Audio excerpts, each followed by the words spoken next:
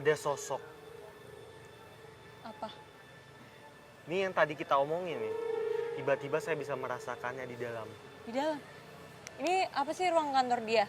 Ini ruang kontrol. Oh. Jadi ini tuh tempat bisa dibilang kantornya dulu. Oh. Tempat orang-orang petinggi-petinggi itu pada ngumpul. Oke. Permisi. Kami pun memasuki ruangan kecil di mana terlihat beberapa barang peninggalan yang disinyalir sebagai ruang kontrol akan bendungan tersebut. Di sini, Mes. Presiden Soekarno. Sebelah sini. Di mana dia? Berdiri di sepeda.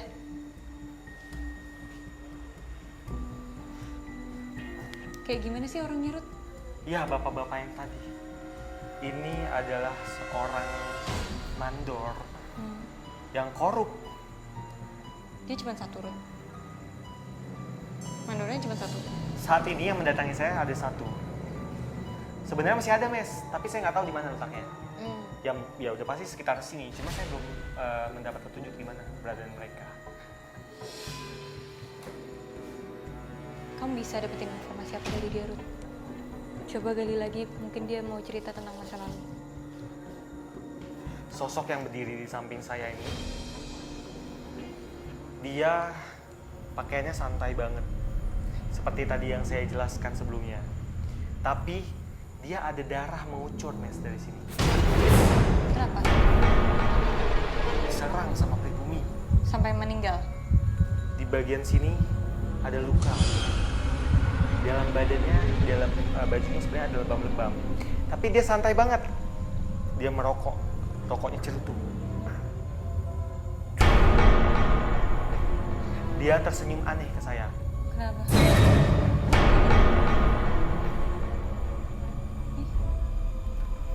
Biasalah, kan kita berdua ini adalah orang pribumi. Jadi dia kayak semacam ngelecehin.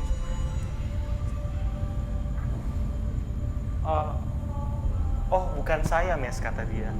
Siapa? Kamu, dia ngeliat kamu. Kenapa? Dia ngelecehin kamu. Karena kamu ini dianggapnya orang pribumi.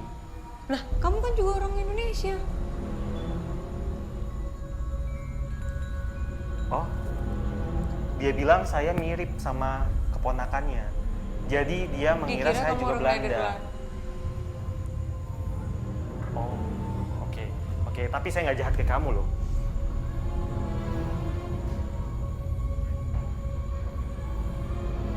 Dia nggak banyak ngomong karena dia ini nggak bahasa Indonesia ini terbatas. Dan saya cuma bisa membaca dari emosi dia, dari gelombang pikirannya dia aja, gelombang emosinya aja, yang saya rasa seperti itu. Jadi ya dia ini memang menggambarkan bahwa dia ini korupsi dulunya.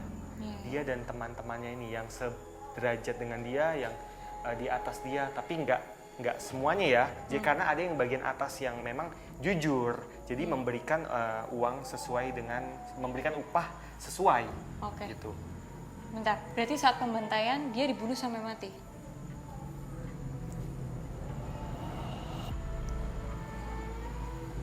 Iya, mati, sampai mati. Dia cuma bilang kayak gini. Dia bilang kayak gini.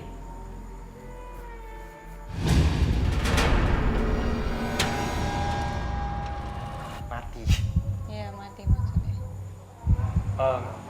Ngomong-ngomong, ada bisikan-bisikan lain ke telinga saya. Apa?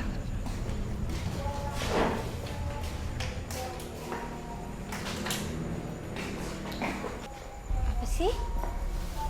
Jadi gini, si mandor ini, dia sebenarnya ada sosok yang ditakutin. Maksud kamu Steward. apa itu? Sosok yang ditakutin sama dia. Nggak, maksudnya itu apa? Itu jabatan, itu nama orang, itu apa? Atasan dia, nama orang. Nama orang. Atasannya dia. Ada satu mandor dari kaum pribumi. Mandor ini dia seseorang yang cakap bicaranya. Jadi si mandor ini bisa meredam emosi para pekerja-pekerja. juga tetap marah, Ruth. Ya iya sih, cuma ya yang saya dapat ada seperti itu. Ada satu mandor itu. Oke, siapa dia? Ada di mana dia? Di sinikah ruangan kantornya? Kayaknya sih iya, Mes. Ini mungkin salah satu tempat yang pernah dia pakai dulu. Tapi untuk saat ini dia entah di mana. Pokoknya saya cuma dapat bisikan aja. Oke. Baik. Ada sebuah peristiwa lagi yang saya dapat. Apa? Seakan tak cukup sampai di sini, Rudy merasakan adanya peristiwa kelam lainnya yang pernah terjadi di area bendungan ini. Ada sosok mandor Belanda yang mengalami peristiwa tragis. Jadi ada orang-orang sekelompok pribumi yang marah itu dikejar-kejarlah si mandor itu. Dia kabur dari pintu belakang sini. Pintu ini. Iya. Dia mau menemui istrinya supaya cepat-cepat kabur. Karena keadaan semakin rusuh. Berarti istrinya ada di sini dong.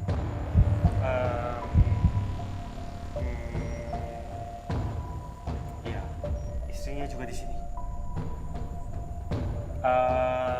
Ruangannya di belakang, jadi nggak bisa dibuka. Mungkin kita lewat saja. Oke.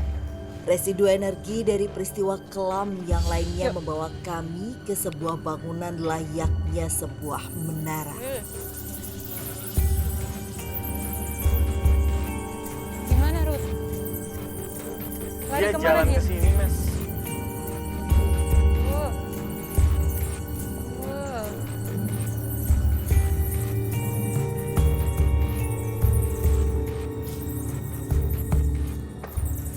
Wow.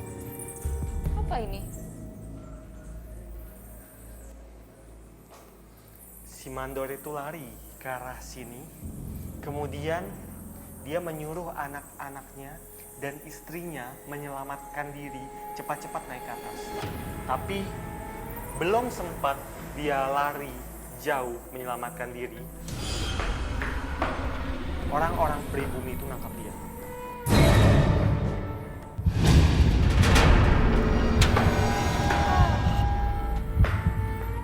Dan fakta lainnya, nggak cuma dia yang dibantai, Nes.